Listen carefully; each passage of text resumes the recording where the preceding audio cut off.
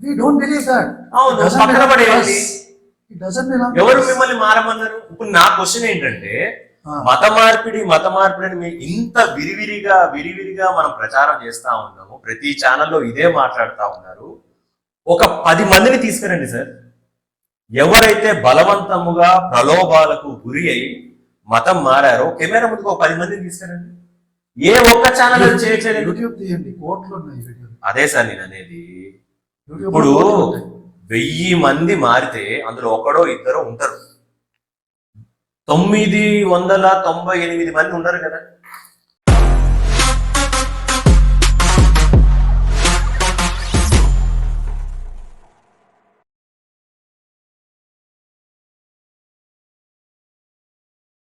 మనలోనే దేవుడు ఉన్నాడు. ఆ మనలో ఉన్న దేవుడినే అంతరాత్మ అంటారు. ఇప్పుడు ఆత్మ ఉన్న జీవులన్నీ ఇప్పుడు ఒక ఎగ్జాంపుల్, ఒక పెట్ ఉంది, దాంట్లో ఆత్మ ఉంది అంటున్నారు. ఒక పెట్, ఒక డాగ్, జీవాత్మ ఉంది అంటున్నారు. ఆ జీవాత్మ, పెట్ చనిపోతే ఎడిపోతుంది ఆ జీవాత్మ? వేరే జన్మ తీసుకుంటుంది కర్మల్ని బట్టి. అది చేసిన కర్మల్ని బట్టి వేరే జన్మ తీసుకుంటుంది. డాగ్ కి కర్మ ఏముంటది సార్?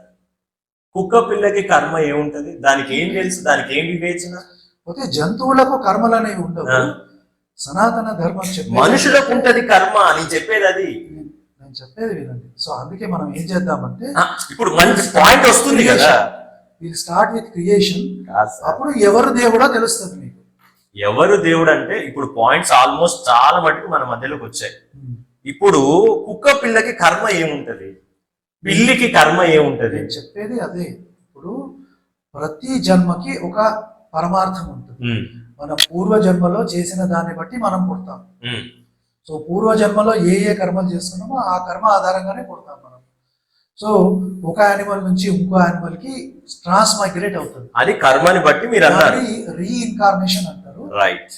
దాని గురించి అయన్ స్టీవెన్సన్ అని ఒక సైకియాట్రిస్ట్ రీసెర్చ్ చేశాడు. 3000 రీఇన్కార్నేషన్ ఎగ్జాంపుల్స్ ఆయన ఇన్వెస్టిగేట్ చేశాడు. దాన్ని మీరు సైంటిఫిక్ గా ఆయన ప్రూవ్ చేశాడు. Reincarnation is a fact. మీరు అన్నట్టే ఒప్పుకున్నాను సార్. మనిషి కర్మని బట్టి వచ్చే జన్మలో కుక్కగా పుట్టాడు. ఎగ్జాంపుల్. కుక్కని కాదు, ఇట్ డిపెండ్స్. సరే, ఎగ్జాంపుల్ చెప్తాను. కర్మల్ని బట్టి. సరే సార్, ఒక మనిషి తన కర్మని బట్టి వచ్చే జన్మలో కుక్కగా పుట్టాడు. ఆ కుక్క నుంచి తర్వాత జన్మ కర్మని బట్టే కదా. అదే తాను ప్రీవియస్ జన్మలలో ఏమేం చేశాడో దాన్ని బట్టి ఉంటుంది. అది ఒకటే. ఇక్కడ మీరు క్లారిటీ ఇవ్వట్లేదు. మీకు అర్థం అవ్వదు. మనిషికి కర్మ ఉంది, నేను నమ్ముతా సార్. మనిషికి కర్మ ఉంది, ఎందుకంటే మనిషికి వివేచన ఇచ్చాడు దేవుడు. మీకు పాయింట్ నేను చెప్పింది అర్థం కాదు. ఎన్నో జన్మలు ఉంటాయి. ఆ జన్మలలో చేసుకున్న కర్మల్ని బట్టి జన్మలు వస్తాయి. ఇన్ని జన్మలు అనేది ఏమన్నా సార్? ఇన్ఫినిట్. అది ఇన్ఫినిట్ అది. మీరు అన్న పాయింట్ ఓకే, కొద్దిసేపు నిజమని అనుకుందాము.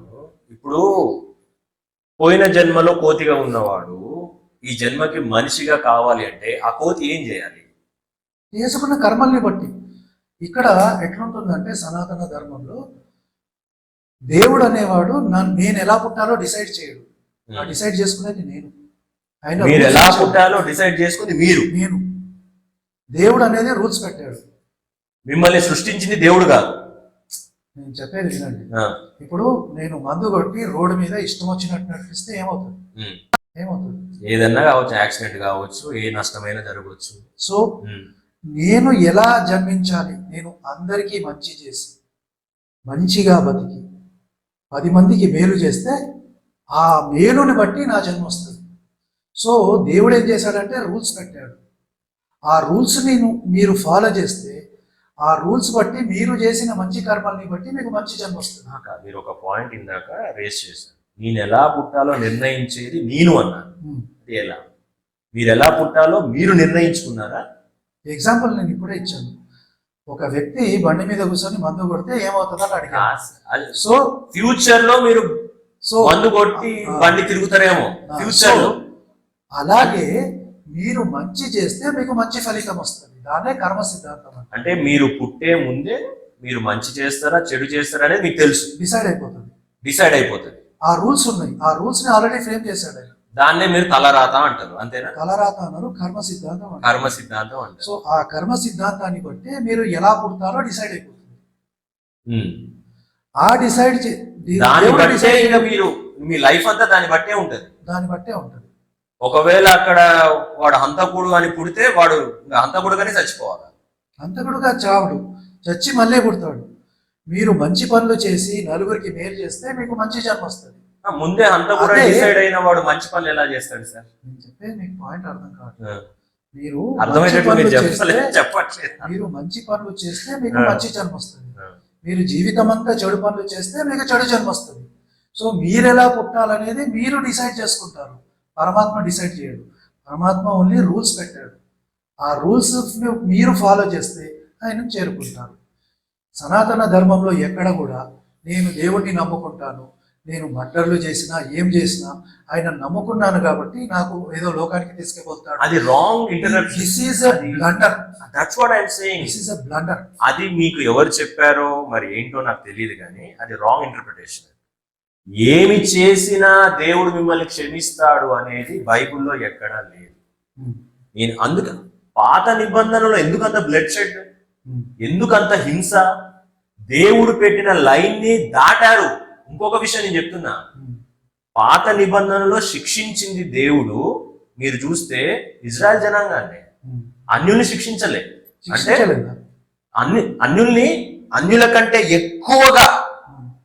అన్యుల కంటే ఎక్కువగా బాధలు పెట్టింది వాళ్ళని, అన్య రాజుల్ని లేపి వీళ్ళని బందీలుగా చేసింది దేవుడే. ఎందుకు అంటే బైబిల్లో క్లియర్ గా ఉంది, నేను ప్రేమించు వారందరినీ గద్దించి శిక్షించుచున్నాను అని దేవుడు క్లియర్ గా చెప్పాడు ప్రకటన గ్రంథం.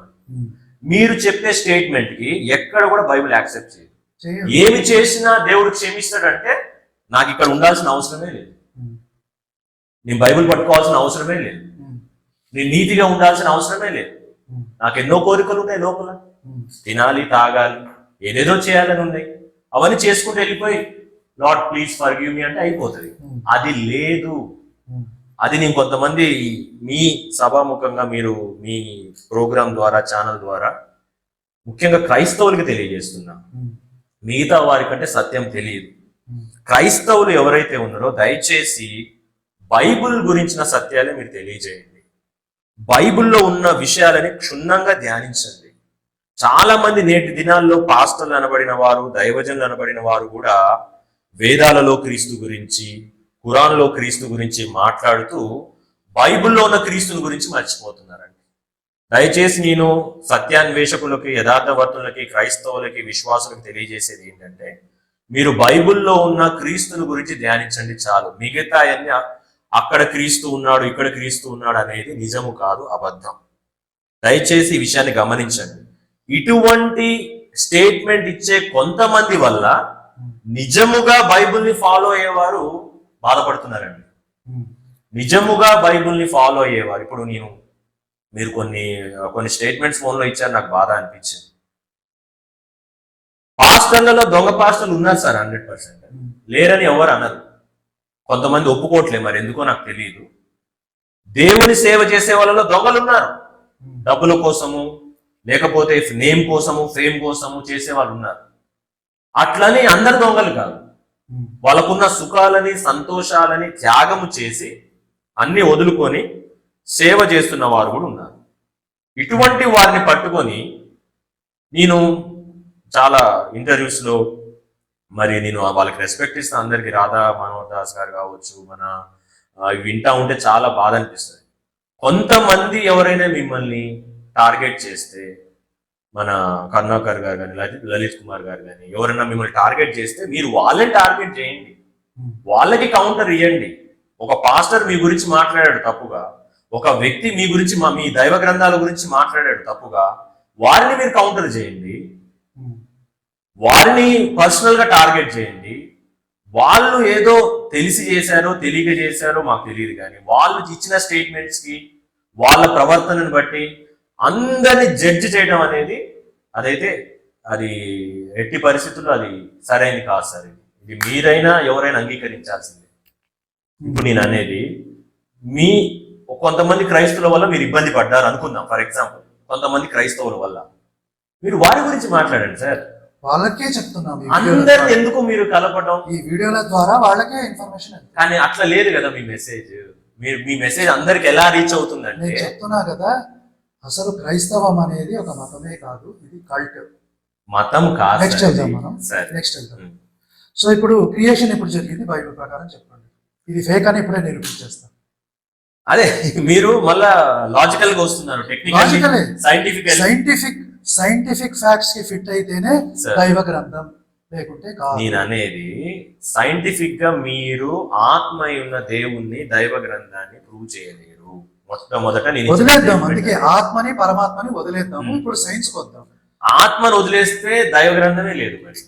మీరు నిరూపించలేని దాని గురించి పాటుపడొద్దు. ఉమ్. ఓకేనా? Don't try to strain your self to prove something which cannot be proven. So keep it aside. అంటే అది సో డిసైడ్ చేసే సృష్టి ఎలా వాళ్ళు జరిగింది చెప్పండి మీ బైబిల్. సృష్టి గురించి క్లియర్ గా బైబిల్లో మనం ఆది కాండంలోనే చూస్తాం సార్. ఉమ్, సృష్టి గురించి మీరు బైబిల్ క్లాసెస్ కూడా తీసుకుంటున్నారు, నేను కూడా ఇది చూశాను. ఉమ్, మీరు అందులో గ్రామటికల్ మిస్టేక్స్ ఎతుకుతున్నారు కానీ అందులో ఉన్న ఎసెన్స్ ని మీరు తీసుకోవట్లేదు. సృష్టి ఆది నుంచి ఏమేమి జరిగిందో మీరు ఆది కాండం 1వ అధ్యాయం నుంచి చూసుకుంటే మొదటి 2 అధ్యాయాల్లోనే మీకు తేలిపోతుంది. నరుని వరకు, ఉమ్, నరుని నారిని అంటే ఒక ఆదాముని అవ్వని ఉమ్, మగని ఆడని సృష్టించిన తీరు మనకు అర్థమైంది, క్లియర్ గా ఉంది, ఉమ్, దాంట్లో ఏ డౌట్ లేకుండా. ఉమ్. సో ఇప్పుడు సృష్టి జరిగి ఎన్ని రోజులైంది మీ ప్రకారం? సృష్టి జరిగి ఇన్ని రోజులైందని నేనైతే ఏ చాలా ఉన్నాయి సైంటిఫికల్ గా, ఆ సంవత్సరాలు ఈ సంవత్సరాలు అది ఇది అని బైబిల్లో ఎక్కడ మెన్షన్ చేసి లేదు. నేను బైబిల్నే బేస్ చేసుకుంటా. ఉమ్, బైబిల్లో ఎందుకు మెన్షన్ చేసి లేదంటే నేను ఇందాక చెప్పింది అదే. ఉమ్, ఏంటి అంటే బైబిల్ అంతా ఒక మనిషిని ఆత్మస్వరూపైన దేవుణ్ణి చేరటానికి ఇవ్వబడింది బైబిల్. ఉమ్, ఎందుకంటే మనిషిని దేవుడు ఆత్మస్వరూపిగా నిర్మించాడు. ఉమ్, తిరిగి మనిషి ఆత్మస్వరూపైన దేవుణ్ణి చేరుకోవాలి, అదే ఒక్కటే. ఉమ్. అది ఎలా చేరుకోవాలి అని తెలియజేసింది బైబిల్. అంతే. ఇప్పుడు మిగతా అన్ని ప్రూవ్ చేసుకోవాల్సిన అవసరం మనకి లేదు. ఉమ్, మీరు సంవత్సరాల గురించి అడుగుతారు, కొన్ని హిస్టారికల్, కొన్ని ఆర్కియాలజీ అవన్నీ అడుగుతారు. అవన్నీ బైబిల్ ప్రకారంగా మీరు చూసుకుంటూ అసలు మీకు నాకు ఇంటర్నెట్ ఉందా, గూగుల్ అన్ని చెప్తారు సార్. ఉమ్, నేను చెప్పడం కాదు, ఒకే ఒక్క నిమిషంలో బైబిల్ కి సంబంధించిన ఆర్టిఫాక్ట్స్ కావచ్చు, హిస్టారికల్ ఎవిడెన్సెస్ కావచ్చు, ఆర్కియాలజీ ఎవిడెన్సెస్ కావచ్చు, సైంటిఫికల్ ఎవిడెన్సెస్ కావచ్చు, ఒక్క నిమిషంలో మీకు గూగుల్లో చాట్ జీపీటీ ఇప్పుడు చాలా వచ్చినాయి ఆన్సర్ చెప్తాయి. అని మనం టైం వేస్ట్ చేయని అవసరం లేదు. సో ఒక 16 to 17 lakhs బుక్స్ నేను కొన్నాను అని వేస్ట్ అంటారు. వేస్ట్ అని నేను అన్నాను సార్, కానీ అవసరమైన దాన్ని మిస్ అవుతున్నాం. ఏం అవసరం చెప్పండి. ఏం అవసరం అంటే దేవుడు ఆత్మస్వరూపి. నేను అదే పాయింట్ సరే ఒక పాయింట్కి వద్దామండి. మీది నమ్మకమా, ఏమైనా ప్రూఫ్ ఉందా? నాది 100% విశ్వాసం సార్. నేను అదే చెప్పాను, మీ నమ్మకాన్ని కానీ నా నమ్మకాన్ని కానీ ఒక సైంటిఫిక్ ల్యాబ్ కి తీసుకెళ్లి ప్రూవ్ చేయాలి. నేను చేస్తాను. మీ నేను విశ్వాసం సనాతన ధర్మాన్ని ప్రూవ్ చేస్తాను సైంటిఫిక్ గా. ఏమని? అదే అది నిజమనా? అదే కరెక్ట్ అని నిజం. సో ఇది తప్పని ఒప్పుకుంటారా? ఇప్పుడు దేవుని ఆత్మని ప్రూవ్ చేయండి మరి. నేను కొన్ని ఫ్యాక్ట్స్ ఇస్తాను మీకు. ఆ ఫ్యాక్ట్స్ ఇస్తే అది సైన్స్ కి ఎట్లా ఫిట్ అయితే చెప్తాను. సరే చెప్పండి. అప్పుడు ఇది పక్కన పెట్టేయాల్సి. సరే చెప్పండి మరి. సృష్టి ఎప్పుడు పుట్టింది బైబిల్లో ఉందా? సృష్టి ఇప్పుడు పుట్టిందని బైబిల్లో లేదు. ఆడామ్ ఎప్పటివాడు? ఈ అన్ని క్యాలిక్యులేట్ చేసుకుంటే 6000 సంవత్సరాల క్రితం సృష్టి మొదలైంది అనేది ఒక థియలాజికల్ ఒక స్టేట్మెంట్. అది బైబిల్ క్యాలిక్యులేట్ చేస్తుంది. ఎస్. సో అవి కూడా ఆ ఈవెంట్స్ ని క్యాలిక్యులేట్ చేస్తాయి. ఆదాము నుంచి మొదలు, genealogy మొత్తం ఆదాము నుంచి నోవహు నుంచి తర్వాత వచ్చిన ఆ యొక్క అబ్రహాం నుంచి వచ్చిన వాటన్నిటిని జీసస్ తర్వాత మళ్ళీ నేటి వరకు అప్రాక్సిమేట్ క్యాలిక్యులేషన్ చేస్తే దాన్ని బట్టి డిసైడ్ చేసింది 6000 సంవత్సరాలు. 5784,000 ఎంతో అంటారు. Yes, yes. అది యూదుల క్యాలెండర్. అది సో 2 లక్షల సంవత్సరాల క్రితంది మోడర్న్ హ్యూమన్ స్కెలిటన్ ఒకటి ఇజ్రాయెల్ దొరికింది, తెలుసా మీకు? దొరికిందంట. అంట కాదు, దొరికింది. సరే దొరికింది. ఫోటో కూడా నేను చూపెట్టచ్చు. సరే, గూగుల్కి వెళ్తే తెలుస్తుంది. అది 2 లక్షల 2 లక్షల సంవత్సరాలు. మోడర్న్ ఎలా మీరు నిరూపించగలరు? అది 2 లక్షలు నిరూపించారు, నేనేం చేయను. ఆ సైంటిస్టులు చెప్పేది నిజమని ఎంతవరకు మనకు నమ్మకం? ఇంకా సైంటిస్టులు మీరు నమ్మకుంటే వేస్ట్. మనుషులే సార్, నేను అనేది అదే. So So same category can be మేము applied to this. మనుషుల్ని నమ్మలే, మనుషుల్ని చెప్పేది నమ్మి మేము ఇంత దూరం రాలే. నేనైతే So, ఇది మీ నమ్మకం అంటున్నారు కదా, విశ్వాసం, అంతే. ఫెయిత్ ఏం ఆధారం లేదు, అంతే. ఆధారం ఏం లేదు. మీరు అట్లా మరి ఇంకొక ఆయన వచ్చి 4 లక్షల సంవత్సరాలు అంటాడు, అది కూడా నమ్ముతారా? నమ్ముతాను, ఎందుకంటే మా ప్రకారం 197 crores నుంచి హ్యూమన్స్ ఉన్నారు. ఎంత యాంటిక్విటీలో ఇప్పుడు విశ్వము బిగ్ బ్యాంగ్ నుంచి వచ్చిందని అంటున్నారు, మీరు నమ్ముతున్నారా? బిగ్ బ్యాంగే కాదు, అంతకు మించి ఉంది. బిగ్ బ్యాంగ్ దాన్ని అని సనాతన ధర్మం కాదు ఒప్పుకుంటుంది. సార్, బిగ్ బ్యాంగ్ ఆ థియరీని మీరు నమ్ముతున్నారా? నమ్ముతాను. మరి అక్కడ దేవుడు ఎక్కడ ఉన్నాడు? మీకు అదే ప్రాబ్లం. ప్రపంచంలో జ్ఞానం ఎట్లా ఉందంటే, అంటే మీరు ఒక్క పాయింట్ అంటే సైంటిస్టులు చెప్పేదాన్ని నమ్మి మీరు దేవుణ్ణి డిసైడ్ చేస్తున్నారా? అట్లేం లేదు కదా. అంతేగా. అంతేనా? సెల్ ఫోన్ వాడుతున్నారా? వాడుతున్నా. పడేయండి, సెల్ ఫోన్ పడేయండి. ఎందుకని? మీకు సౌండ్స్ అవసరం లేదు, ఎందుకని? ప్రింటింగ్ మెషిన్ అవసరం లేదు, లైట్లు అవసరం లేదు, ఎందుకని? కెమెరా అవసరం లేదు. అంటే సెల్ ఫోన్ ని బట్టి నేను దేవుని నిర్ణయించట్లేదే. See, this is where printer ని బట్టి నేను science దేవుని నిర్ణయించట్లేదే. This is where science comes. And let me tell you, విశ్వాసానికి డిబేట్లు అవసరం లేదు. మీ విశ్వాసానికి డిబేట్లు చేస్తున్నారు కదా, నాకు అవసరం లేదు. ఇప్పుడు మీరు ధర్మ మార్గం అని చెప్పారు సార్. నేను ప్రూవ్ చేస్తా అంటున్నా కదా. ఒక్క నిమిషం, నేను సనాతన ధర్మం మాత్రమే కరెక్ట్ అని ఇప్పుడు ప్రూవ్ ఒక చేస్తాను. చిన్న క్వశ్చన్ కి నాకు ఆన్సర్ చెప్పండి.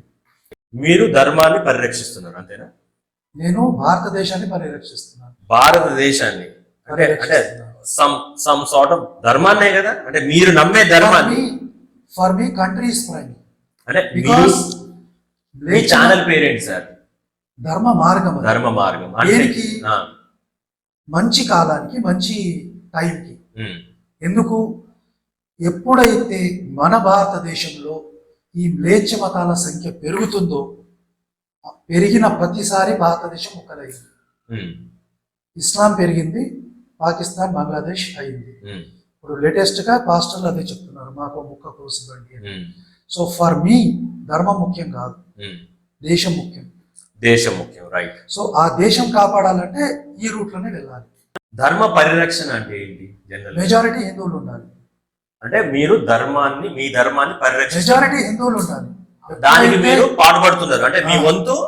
ఎప్పుడైతే మెజారిటీ హిందువులు తగ్గుతారో ఆ దేశం ముక్కలైతుంది. ఓకే, అంటే అంటే నా క్వశ్చన్ కి ధర్మాన్ని మీరు పరిరక్షిస్తున్నారు, మీరు నమ్మేదాన్ని, అంతేనా? మేము దేశాన్ని పరిరక్షిస్తాం. దేశాన్ని అనేది ఒక ఆస్పెక్ట్ మాత్రం. Okay. For me country is prime. Because ఎప్పుడెప్పుడైతే మెజారిటీ హిందువులు తగ్గుతారో ఆ దేశం ముక్కలవుతుంది, సర్వనాశనం అవుతుంది. హిందువులు తగ్గడానికి గల కారణం ఏంటి సార్? కన్వర్షన్. ఇప్పుడు ఆ మత మార్పిడి అనే పదాన్ని విరివిరిగా మనం వాడుతున్నాం కదా. ఏ ఒక్క వ్యక్తి అయినా మీ దగ్గరకు వచ్చి పలానా పాస్టరు, పలానా వ్యక్తి నన్ను బలవంతంగా మతం మార్చాడని మీకు చెప్పారా? సో బలవంతం కాదు, అది ప్రలోభ పెట్టడం. ఏదైనా ప్రలోభం. సరే, ఏదైనా. సో అలాంటి వాళ్ళు మీ దగ్గరికి ఎవరైనా వచ్చారా? నా రూమ్ లోకి వచ్చి బైబిల్ ఇచ్చారు. బైబిల్ ఇవ్వటం ఇచ్చారు. ప్రలోభ పెట్టడమా? We don't believe that. అవును, పక్కన పడేయండి. It doesn't belong. ఎవరు మిమ్మల్ని మారమన్నారు? ఇప్పుడు నా క్వశ్చన్ ఏంటంటే, మత మార్పిడి అని మీరు ఇంత విరివిరిగా మనం ప్రచారం చేస్తా ఉన్నాము, ప్రతి ఛానల్లో ఇదే మాట్లాడుతా ఉన్నారు. ఒక 10 మందిని తీసుకురండి సార్, ఎవరైతే బలవంతముగా ప్రలోభాలకు గురి అయి మతం మారారో కెమెరా ముందుకు ఒక 10 మందిని తీసుకురండి. ఏ ఒక్క ఛానల్ చేయట్లేదు. యూట్యూబ్ తీయండి, కోట్లు ఉన్నాయి వీడియోలు. అదే సార్ నేను అనేది. ఇప్పుడు 1000 మంది మారితే అందులో ఒకడో ఇద్దరో ఉంటారు, 998 మంది ఉండరు కదా. నేను అనేది అది. ఇప్పుడు మెజారిటీ ఎందుకు పెరుగుతుంది అనే క్వశ్చన్ కి ఆన్సర్ కన్వర్షన్ అని మీరు చెప్తున్నారు. కన్వర్షన్ ఒక ఐఏఎస్ రీసెంట్ గా ఒక ఐఏఎస్ ఇంటర్వ్యూ ఇచ్చారు, మీరు చూసారో లేదు? అవి వైరల్ అవ్వవు, మేబీ అది ఎందుకు అట్లా జరుగుతుందో నాకు తెలియదు. రీసెంట్ గా ఒక మేబీ సిగ్నేచర్ స్టూడియోస్, మతము నన్ను బలవంతంగా మార్చడం అనేది నన్ను అవమానించడమే, అంటే నాకు ఒక క్యారెక్టర్ లేదు అని నన్ను అవమానించడమే అని ఒక విజ్ఞుడు, ఒక పెద్ద ఐఏఎస్ స్టేట్మెంట్ ఇచ్చారు. ఆయన క్రైస్తవుడు కాదు, ఆయన ఏ మతస్థుడు కాదు, ఆయన దేన్ని కూడా ప్రమోట్ చేయట్లేదు. Let me tell you, IAS, they don't read about spiritual books. మత గ్రంథాలు వాళ్ళు చదవరు. కామన్ సెన్స్ వాళ్ళ సార్, చదవరు. దానికి స్పిరిచువాలిటీ అవసరం లేదు సార్. ఇప్పుడు కామన్ సెన్స్ తో బైబిల్ అర్థం ఇప్పుడు చేసుకోవచ్చు. నేనున్నాను సార్, నేను ఒక ఏథియస్ట్ ని, నేను క్యాథలిక్ పుట్టిన ఏథియస్ట్ ని, దేవుణ్ణి విపరీతంగా దూషించిన వాడిని, నా సాటి వ్యక్తులని, నా భార్యని, వారి తరపున వారిని విపరీతంగా ద్వేషించిన వ్యక్తిని. ఇప్పుడు నన్ను ఒకడు వచ్చి బలవంతంగా మతం మార్చే ఆ అవకాశం ఉందా మీరు? నేనున్న ఎగ్జాంపుల్ నా గురించి చెప్తున్నా, వేరే వాళ్ళే మరి ఒప్పుకోకపోవచ్చు. అలా మతము మార్చే ఆ పరిస్థితి ఉందా? నేను చెప్పింది మీకు వినపడలేనట్టు. ప్రలోభ పెట్టే మతం మారుస్తారు. ఏ ఎగ్జాంపుల్? ఎన్నో ఉన్నాయి కదా, రైస్ బై కన్వర్షన్లు ఉన్నాయి, స్కూళ్ళు సరే. కాలేజీలు క్రిస్టియన్స్ ఓపెన్ చేసినాయి, అన్ని they are conversion. Rice bag కి ఆశపడి వాళ్ళు మతం మారారని కొద్దిసేపు అనుకుందాం. రైస్ బ్యాగ్ అయిపోగానే మళ్ళీ మొదటికి చాలా వస్తారు. మంది వచ్చారు, అందుకే కదా మెజారిటీ హిందువులు. ఇంకెందుకు భయం మీకు? వచ్చేస్తారుగా అందరు. మొత్తం రావాలి. అసలు క్రైస్తవుడు అనేవాడు ఇండియాలో ఉండనే వద్దు. మొత్తం రావాలి అంటే ఇప్పుడు మొత్తం మీరేంటి, రావాలి. ఎవరెవరికి రైస్ బ్యాగ్లు అందినాయి, ఎవరెవరికి మొత్తం డబ్బులు వస్తారు అందినాయి? వస్తారు. I'm sir, confident also. ఇది మీరు స్పిరిచువాలిటీ సైన్స్ అనే ముసుగులో మనం అందరం కొంత అజ్ఞానంలోకి వెళ్తున్నాం. ఎందుకు అంటే పెద్ద పెద్ద మేధావులు సైతము ఒప్పుకునే సత్యం ఏంటి అంటే, ఏ మతాన్నైనా ఎవరు బలవంతంగా మార్చలేరు. అది ప్రూవెన్. బలవంతమని చెప్పట్లేదు. బలవంతము, ప్రలోభము, ప్రలోభం దానికి మారుతారు. దానికి ఏ పేరైనా పెట్టుకోండి అయితే sir. My concern people like me have only one concern. భారతదేశంలో మెజారిటీ హిందువులే ఉండాలి ఎట్టి పరిస్థితుల్లో, లేకుంటే ఇంకో డివిజన్ అవుతుంది. ఆల్రెడీ ఒక క్రిస్టియన్ చచ్చిపోయాడు, అది తాను తాగి చచ్చిపోయాడు అని తెలుసు, సరే. అయినా కూడా దాన్ని మర్డర్ అని అది మనం దాన్ని వేరే వాళ్ళ మీద అది మనం సో ఇప్పుడు I go by what Ambedkar says. మన whole I go by what Ambedkar says. మతం మారిన వాళ్లకు జాతీయతా భావం పోతుంది. That is what Ambedkar said. I follow it. అదే sir, that's what I'm saying. ఇప్పుడు ఈ బలవంతపు ప్రలోభాలు ఎవరెవరికైతే గురయ్యారో వాళ్ళని ఫైండ్ అవుట్ చేయండి. We are fighting through that. ఎంతమందిని ఇప్పటి వరకు మీరు కనుగొన్నారు? చాలా మందిని అయ్యాము. ఒక నా నెంబర్ వీడియోలు చెప్పండి. చూసినా కనీసం ఒక 1000 మంది గర్వాప్సి అయ్యారు. 1000 మంది గర్వాప్స్ అయ్యారా? వాళ్ళని తీసుకురండి కెమెరా ముందుకి. వస్తుంది. వాళ్ళు వాళ్ళని చెప్పించండి, ఎవరెవరు ఏమేమి ప్రలోభ పెట్టారు, ఏ వ్యక్తి ప్రలోభ పెట్టాడు, ఏమని ప్రలోభ పెట్టాడు, ఏమని బలవంతం అవన్నీ చేశారు. ఉన్నాయి. అసలు ఎందుకు మరి మీరు ఇంతమందిని మాలాంటి వాళ్ళని, పాస్టర్లని, వాళ్ళని వీళ్ళని చేస్తున్నారు కానీ అసలు అలాంటి వాళ్ళని తీసుకురండి కెమెరా ముందుకి. నాకు ఎవిడెన్స్ ముఖ్యం కాదు, ఎవిడెన్స్ కావాలి కదా. నాకు ఎవరు గర్వాప్సి అయ్యారు ముఖ్యం కాదు. నాకు కావాల్సింది ఏంటి? అసలు క్రైస్తవ సిద్ధాంతమే తప్పుడు సిద్ధాంతం. క్రైస్తవ్యం సార్, నేను ఒకటి That is చెప్తున్నా. my stand. క్రైస్తవ్యం సిద్ధాంతం కాదు, That is క్రైస్తవ్యం only మతము నమ్మకం. కాదు. అది ఇప్పుడు దేవుడు ఆత్మ గనుక మీరు నేను ఆత్మ సంబంధి. సార్ ఒక విషయం చెప్తాను క్లారిటీగా, దయచేసి అర్థం చేసుకోండి. మనిషి ఆత్మలో పాపం పుడుతుంది. నేను ఒక దొంగతనం చేయాలి అంటే డైరెక్ట్ గా నా చేతులు వెళ్ళి దొంగతనం చెయ్యవు. దేవుడు నాలో ఒక ఆత్మ పెట్టాడు, ఆ ఆత్మకు ఒక వివేచన ఇచ్చాడు, ఏ పనైనా చేయగలిగిన స్వాతంత్రాన్ని ఇచ్చాడు. మీరు దానికి అంతరాత్మ అని పెట్టుకోండి, మనస్సాక్షిని పెట్టుకోండి, ఏమైనా పెట్టుకోండి. దేవుడు ప్రతి మానవునికి తన ఆత్మను అనుగ్రహించాడు. యోగు గ్రంథంలో ఉంది, ఆదికాండం 1వ అధ్యాయంలో ఉంది. మన నాసికా రంధ్రంలో ఊదింది ఆయన యొక్క ఆత్మ. సృష్టికర్త తన ఆత్మను మనుషులందరిలో ఉంచాడు సార్. పాపము మొదలయ్యేది ఆత్మలో. నేను చెప్పేది అదేనండి. పాపము మొదలయ్యేది ఆత్మలో. ఇప్పుడు రక్షణ ప్రపంచంలో ఉన్న సకల మానవాళిని, జీవులను, జంతువులు పుట్టించింది మా పరమాత్మ అనే చెప్తున్నాను నేను. సరే, ఇప్పుడు ఆత్మలో పాపం పుడుతుంది, రక్షణ కావాల్సింది ఆత్మకి, శరీరానికి కాదు. అందుకే ఆచార సంబంధమైంది, మత సంబంధమైనది ఏది కూడా ఆత్మకు రక్షణ కల్పించదు. ఆత్మ సంబంధమైన దేవుడు మాత్రమే ఆత్మకు రక్షణ కల్పిస్తాడు. ఇప్పుడు బోర్న్ అగైన్ అంటాము మేము, మారు మనస్సు. బోర్న్ అగైన్ అంటే ఏంటి? ఏదో నీళ్ళలో మునిగి పైకి తేలంగానే బాప్త్యం తీసుకోగానే మీ పరిశుద్ధం అయిపోయినావు అని కాదు. యోహాను సువార్తలో 3వ అధ్యాయంలో క్లియర్ గా ఉంటుంది, ఒకడు నీటి మూలముగాను ఆత్మ మూలముగాను జన్మిస్తే గాని పరలోక రాజ్యములో చేర్చబడలేడు అని క్లియర్ గా ఉంది. అది మీ బైబిల్లో ఉంది, కానీ మాకు ప్రమాణం కాదు. మీరు ఆత్మ సంబంధి సార్. మాకు ప్రమాణం కాదండి. ఇప్పుడే అన్నారు కదా మీలో ఆత్మ ఉందని. ఈ పేపర్ కి ఎంత వాల్యూ ఉందో మీ చేతిలో ఉన్న బైబిల్ కి నాకు అంతే వాల్యూ ఉంటుంది. అది అలా మీ value మీ లేదు. పర్సెప్షన్ సార్, అది మీ మాకు value ఒపీనియన్. లేదు. నేను కాదని Because బైబిల్ let me చించిన tell- వాళ్ళు ఉన్నారు, తగలబెట్టిన tell- వాళ్ళు ఉన్నారు, అందరు ఉన్నారు. Let me tell you. ఇప్పుడు నేను అనేది ఏంటంటే మా గ్రంథాల ప్రకారం కలియుగంలో మ్లేచ్ఛ మతాలు పుట్టిస్తాయి. ఆ పుట్టించింది కూడా మా పరమాత్మనే. చెప్పాడు కదా మీ పరమాత్మ. ఇప్పుడు పుట్టిన పుట్టిన మతాల గురించి ఆల్రెడీ చెప్పాడు కదా. ఎందుకు అని అంటే అది కూడా చెప్తాను. ఉమ్, ఎవరైతే పూర్వ జన్మలో బ్యాడ్ కర్మలు చేసుకున్నారో ఆ కర్మలు అనుభవించాలంటే వాళ్ళు నిజమైన మతాలకు వెళ్ళాలి. ఉమ్, అందుకు పరమాత్మనే ఈ మతాన్ని పుట్టించాడు. వాళ్ళు ఆ శిక్షను అనుభవించి ఆ ఆ కర్మల్ని పూడగొట్టుకొని మళ్ళీ మంచి జన్మ ఎత్తడానికి ఆ మతాన్ని పుట్టించాడు మా దేవుడు. ఆ, సో మీ మతం కానీ ప్రపంచంలో ఉన్న అన్ని మతాల్ని పుట్టించింది మా దేవుడే. సరే పుట్టించాడు. విష్ణుమూర్తి. ఇంకెందుకు And also టెన్షన్ పడుతున్నారు?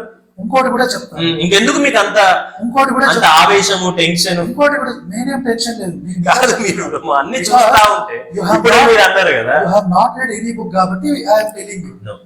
మీరు చెప్పుకునే రెస్పెక్టింగ్ యువర్ పాయింట్, కానీ అందులో నుంచి మీరు చెప్పే అదాము అవ్వల్ని పుట్టించింది కూడా కర్దమ ఋషి నుంచి విష్ణుమూర్తి. ఓకే. అసలు యెహోవా అనే గాడ్ పిక్చర్ లో లేడు. లేడు అనుకుందాం. Historically also Hmm. There is no evidence of Adam, అవ్వ, మోషే. ఇవన్నీ ఫేక్ క్యారెక్టర్స్. ఇవి పుట్టించిందన్నీ కూడా మా దేవుడే. సార్ కలియుగం అది నుంచి. మీ నమ్మకం, అది నమ్మకం కాదు, మా గ్రంథాలలో ఉంది. మీ గ్రంథాలలో ఉంది, ఎవిడెన్స్ కూడా నేను ఇస్తాను. మీ గ్రంథాలలో ఉంది, మీరు ఫాలో అవ్వండి సార్. ఎవరు వద్దన్నారు? అదే మీ గ్రంథాలలో ఉన్నది మీరు ఫాలో నేను అదే అవ్వండి. ఫాలో అవుతున్నాను, అదే ఇప్పుడు చెప్తున్నాను. మీ గ్రంథాలలో దేవుడు ఆల్రెడీ చెప్పాడు కదా, ఇవన్నీ మతాలు వస్తాయి, ఇవన్నీ వస్తాయని జరుగుతాయి. చెప్పాడు. టెన్షన్ మరి. అదే నేను చెప్తున్నాను జనాలకి. ఉమ్, మ్లేచ్ఛ మతాలకి మరి- మారకండిరా, ఆ, జీవితాలను నాశనం చేసుకోకండి. ఉమ్. కమ్ బ్యాక్ టు సనాతన ధర్మం because this is the only truth. మారతారని మీ దేవుడు చెప్పాడు కదా.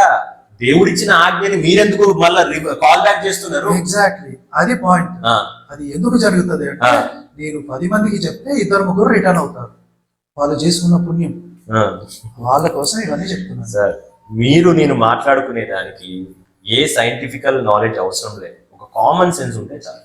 ఇప్పుడు నేను చెప్పేది ఏంటంటే, దేవుడు ఆత్మ కనుక మనుషులని ఆత్మ సంబంధంగా సృజించాడు సార్. మీ బైబిల్ ఎన్నో విషయాలు చెప్పొచ్చు కాక ఇట్ డజంట్ మేక్ మీరు కూడా అన్నారు కదా మీ దేవుడు కూడా ఆత్మ అని. It doesn't make any difference to me. నేను బైబిల్ గురించి మాట్లాడట్లే, సృష్టికర్త గురించి మాట్లాడుతున్నా. మీ దేవుణ్ణి పుట్టించింది కూడా మా దేవుళ్ళే. మీ మతాన్ని పుట్టించిందే మా దేవుళ్ళు ఉమ్. మా గ్రంథాల ప్రకారం. మరి ఇప్పుడు మా దేవుని నమ్ముకుంటే మీ దేవుని నమ్మినట్టేగా? కాదు, నాశనం అయిపోతారు. అదే చెప్తున్నా కదా. కాదు సార్, మా దేవుని పుట్టించింది మీ దేవుడే. If you want to ruin your life stay in simple Christianity. Logic మీరు మిస్ అవుతున్నారు. లాజిక్ సరే, మా దేవుణ్ణి పుట్టించింది మీ దేవుడు అయితే మా దేవుడికి దేవుడు ఎవరు? మీ దేవుడు. అవునా? ఇప్పుడు మా దేవుడిని మీరు నమ్ముకుంటే మీ దేవుడిని నమ్మినట్టే కదా. కాదు, ఆ? అల్టిమేట్ సోర్స్ కి వెళ్ళాలి మీరు. మా దేవుడు అదేగా పోయేది లాస్ట్ పోడు. వేరే రూటా? అది కలిపురుషుడి రూపం, రాక్షస రూపం. అది ఎవరిదా రూపం? కలిపురుషుడు అంటారు. కలియుగంలో కలిపురుషుడు అని ఉంటాడు. ఆ కలిపురుషుడి రూపమే బైబిల్ దేవుడు. ఆయన పేరేంటి? కలి కలి అని ఉందా బైబిల్లో? ఉండదు, మా గ్రంథాలలో ఉంటుంది. అది. మీరు గ్రంథాలు మీరు ఫాలో అవ్వండి సార్. బైబిల్ కి ఎందుకు అప్లై చేస్తున్నారు? నేను అన్ని చదివాను కాబట్టి చెప్తున్నాను మీకు. మీరు నమ్మితే నమ్మండి, మీరు లేకపోతే బైబిల్లో ఉన్నది చెప్పండి. బైబిల్లో ఉన్నది చెప్పండి. ఒకవేళ మీరు బైబిల్ గురించి చెప్పాలంటే, ఇప్పుడు నేను ఎందుకు మిగతా మత గ్రంథాల గురించి నాకు కొన్ని తెలుసు, నేను ఎందుకు కోట్ చేయట్లేదంటే, చేయండి. ఆ మతాల గురించి నాకు అవసరం లేదు, ఆ గ్రంథాల గురించి నాకు అవసరం లేదు. నేను రిఫరెన్స్ ఇస్తాను. మీరు ఫాలో అయ్యేది మీరు ఫాలో అవ్వండి, మీరు ప్రచారం చేసుకునేది మీరు ప్రచారం చేసుకోండి. ఎవరైతే వాటి ద్వారా ఆధారింపబడతారో లెట్ దెమ్ ఫాలో యూ. ఇప్పుడు మీరు వాడే కోల్గేట్ పేస్ట్ వాడుతూ, మనం మాట్లాడుకున్నాం, కోల్గేట్ పేస్ట్ వాడుతూ క్లోజ్అప్ చెడ్డదంటే ఎట్లా సార్? మీరు అది అంటున్నారు, ఎందుకు అలా అంటున్నారు? ఎందుకంటే సత్యం ఇదే కాబట్టి. This is the only truth in the Colgate paste మంచిదని చెప్పుకోండి, నేను క్లోజ్అప్ మంచిది కాదని ఎందుకు చెప్తున్నారు? నెక్స్ట్ వస్తాం. అదే ఇప్పుడు ఎవిడెన్స్ వస్తాం. మీ గ్రంథాలకు ఎంత ఎవిడెన్స్ ఉన్నాయి, నా గ్రంథాలకు ఎవిడెన్స్ చూపిస్తాను నేను. మీరు ఒప్పుకొని గర్వాప్సి అవుతారంటే ఆత్మయే జీవింపజేస్తుంది, శరీరము కేవలము నిష్ప్రయోజనము. దేవుడిని మీరు డైరెక్ట్ గా నిరూపించలేరండి. సృష్టి ఎట్లా జరిగిందో చెప్పండి. మీ దేవుణ్ణి నిరూపించే గ్రంథము దైవ గ్రంథం అండి. దేవుణ్ణి నిరూపించే దైవ గ్రంథమే అసలు సిసలైన దేవుని గ్రంథము. దేవుని నిరూపించేది ఇందా చెప్పింది అదే. దేవునిని నిరూపించేది, దేవుని యొక్క గుణ లక్షణాలను చెప్పేదే దైవ గ్రంథము. మీరు దానికి సైన్స్ అవసరం లేదు, హిస్టారికల్ ఏం అవసరం లేదు. మీ గ్రంథాలు, మీరు ఫాలో అవుతున్న గ్రంథాలు మీ దేవుణ్ణి నిరూపిస్తే ఆ దేవుణ్ణి మీరు ప్రూవ్ చేసుకుంటూ ప్రచారం చేసుకోండి. ఒకవేళ బైబిల్ దేవుడు నిజమైన దేవుడు కాదంటే ఆ నిజము కాని దేవుని ఎవరైనా నమ్ముకుంటే వదిలేయండి, వాళ్ళ గురించి మీకు ఎందుకు. ఇప్పుడు బైబిల్ దేవుడు నిజమైన దేవుడు కాదు, ఆ నిజము కాని దేవుణ్ణి ఎవరు నమ్ముకుంటే మీకెందుకు, నమ్ముకోకపోతే కదా నిజము. చెప్పండి నిజము. అదే చెప్తున్నాను. ఏం చెప్తున్నారు? ఇందా చెప్పిందే చెప్తున్నారు. ఇది మాత్రమే నిజమో వేరే అబద్ధాలు అని చెప్తున్నాను కదండి అవుట్ రైట్ గా. అని వాళ్ళ మీరు బైబిల్ క్లాసెస్ కూడా పెట్టారు కదా సార్, చెప్పాలి. దానికి ఒక సిరీస్ పెట్టారు కదా. లేవి 11:13 తీయండి. లేవి 11:13 నుంచి 19. బర్డ్స్ మెమల్స్ అండి చెప్పండి. బ్యాట్ అనేది బర్డ్ మెమలా? అంటే దానికి ఆ ప్రశ్నకి దీనికి సంబంధం ఏంటి? లాజిక్ ఎక్కడ ఉంది, సైన్స్ ఎక్కడ ఉంది చెప్తున్నాను. నేను మొదటే ఇచ్చాను సార్ మీకు స్టేట్మెంట్. నేను లాజిక్ ని తీసుకురాను, సైన్స్ ని తీసుకురాను, హిస్టారికల్ ఎవిడెన్సెస్ ని తీసుకురాను. దానికోసం మీ చేతిలో కావాల్సిన టూల్స్ ఉన్నాయి, మీరు మీ ఓన్ గా డిసైడ్ చేసుకోండి. నేను అనేది ఏంటంటే దేవుని యొక్క గుణ లక్షణాలు తెలియజేసేది నిజమైన దేవుని గ్రంథము. ఆ దేవుని గ్రంథము ఏది అనేది ఇప్పుడు ప్రశ్న. ఇప్పుడు మీరు అడిగిన క్వశ్చన్ కి దేవుని గుణ లక్షణాలకి ఏమైనా సంబంధం ఉందా? ఆ పక్షి ఏదైతే మనకెందుకు? అది పక్షి కాదు. ఆ యానిమల్ ఏదైతే మనకెందుకు? మ్యామల్. అంటే బైబిల్ రాసేవాడికి మ్యామల్ ఏందో బర్డ్ ఏందో కూడా తెలియదు. అది మీరు దైవ గ్రంథంలో చూసేవన్నీ సరే, బైబిల్లో చూసేవన్నీ ఇవే. ఏమంటారు, ఆ స్పెల్లింగ్ మిస్టేక్స్, లేకపోతే ఏమంటారు గ్రామటికల్ మిస్టేక్స్, ఆ ట్రాన్స్లేషన్ మిస్టేక్స్. ఒక సిగ్నేచర్ స్టూడియోలో ఒక పంతులు గారు వచ్చారు. పంతులు గారు వచ్చేసి మొట్టమొదట వచనమే వాళ్ళు తప్పుగా రాసు. హెవెన్స్ అంటే అర్థం ఏంటి సార్? మీరు కొట్టండి గూగుల్. హెవెన్స్ అంటే అర్థం ఏంటి చెప్పండి. హెవెన్స్ అంటే క్లియర్ గా ఆక్స్ఫర్డ్ డిక్షనరీలో ఆకాశములు అని ఉంది. దానికి ఇంకా మల్టిపుల్ సినోనిమ్స్ ఉన్నాయి. ఆకాశములు అనేది ఒక అర్థం. ఇప్పుడు ఆది కాండంలో అదే మాట ఉంది, ఆది యందు దేవుడు భూమి ఆకాశములను సృజించెను. In the beginning God created the heavens and the earth. అదే ఉంది ట్రాన్స్లేషన్. ఆయన ఒక్క మాట పట్టుకొని, అంటే ఇప్పుడు మీ దృష్టిలో ఏంటి, ఆక్స్ఫర్డ్ డిక్షనరీ కూడా రాంగ్ అంతేనా? హెవెన్స్ అండ్ ఎర్త్ అంటే మీనింగ్ చెప్పండి. భూమి ఆకాశములు సార్. సో సూర్యుడు, స్టార్స్ ఇవన్నీ ఎక్కడి నుంచి వచ్చాయి? తర్వాత ఉంది కదా సృష్టి క్రమంలో. సో ఫస్ట్ 1 by 1 సృష్టి క్రమంలో ఉంది కదా. ఫస్ట్ అర్త్ ఫామ్ అయింది, తర్వాత సూర్యుడు వచ్చాడు సార్. నేను అనేది అదే సార్. ఇప్పుడు మీరు ఇందాక ఒక మమ్మల్ని తీసుకున్నారు, దానికి కొంతమందికి బర్డ్ అంటారు, ఇంకే వదిలేయండి. దానికి దేవుడికి వచ్చిన నష్టం ఏంటి? బేసిక్ నాలెడ్జే లేదు కదా బైబిల్ రాసేవాడికి. అది మీకు అర్థమైంది. అందుకే బైబుల్ ఏది బర్డో ఏది మెమలో తెలియని వాడు బైబిల్ రాశాడు. ఇప్పుడు మరి హెవెన్స్ అంటే ఆకాశములు అని ఉంది కదా. స్టార్ ఫామ్ అయింది. Our sun is one of the stars. ఆ స్టార్స్ నుంచే మిగతా ప్లానెట్స్ అన్ని వచ్చాయి. సో అర్త్ కంటే, అంటే అర్త్ అనేది సూర్యుడి కంటే ముందు ఎట్లా వస్తుంది? నేను అనేది అదే సార్. ఇప్పుడు మీరు ఏదైనా నమ్మొచ్చు sir, you have that freedom. కానీ అల్టిమేట్లీ మీరు ఒక మనిషి, అది ఒప్పుకుంటారా? మీరు ఒక మనిషి, నేను మను అనే వ్యక్తి నుంచి నేను వచ్చాను. ఆదాం అవ్వలు మ్లేచ్ఛ జాతులు. అంటే మీరు మీ తల్లి గర్భం నుంచి రాలే. మ్లేచ్చులు అనే జాతులు ఏవైతే మ్లేచ్చులు అంటే డిఫైన్ చేయండి సార్. ఏంటి మ్లేచ్చులు అంటే పరాయి దేశాలలో, అంటే సింధు నాగరికత అవతల ఏవైతే జాతులు ఉన్నాయో వాళ్ళు అన్నమాట. వాళ్ళని మ్లేచ్చులు అన్నారు. లేకుంటే వేరే మతాన్ని పాటించే వాళ్ళని మ్లేచ్చులు అన్నారు. సనాతన ధర్మం కాకుండా వేరే ఏది పాటించినా వాళ్ళని మ్లేచ్చులు అంటారు. కాదు సార్. ఇప్పుడు ఒక ఆయన అంటాడు, నీ తండ్రి పేరేంటి, నీ తండ్రి పేరేంటి. ఇప్పుడు ఆ క్వశ్చన్ అట్లా వేసుకొని పోతే మన పూర్వీకులు ఎవరండి? మను ఆది మానవులు కదా. అంటే మీరు సైన్స్ నమ్మట్లే, డార్విన్ థియరీని మీరు నమ్మట్లేదా? డార్విన్ థియరీ నేను నమ్మను. సైన్స్ నమ్ముతా అన్నారు కదా. డార్విన్ థియరీ సైన్స్ కాదు. అందుకే సైన్స్ అంటే మీరు నమ్మేది సైన్స్, ప్రపంచం అంతా నమ్మేది డార్విన్ థియరీ ఇంతవరకు ప్రూవ్ కాలేదు, మీకు తెలుసా? మరి పుస్తకాల్లో కూడా ఉంది కదా సార్. అదే అందుకే పిల్లలందరూ అదే నేర్చుకుంటున్నారు కదా. అందుకే అప్డేట్ అవ్వమంటారు. డార్విన్స్ థియరీ ఇంతవరకు ప్రూవ్ కాలేదు.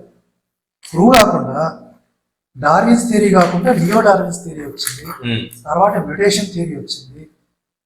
అంటే 300-400 సంవత్సరాల క్రితం ఏ థియరీని అయితే చెప్పారో అదే మన బుక్స్ లో ఉన్నాయి ఇంతవరకు.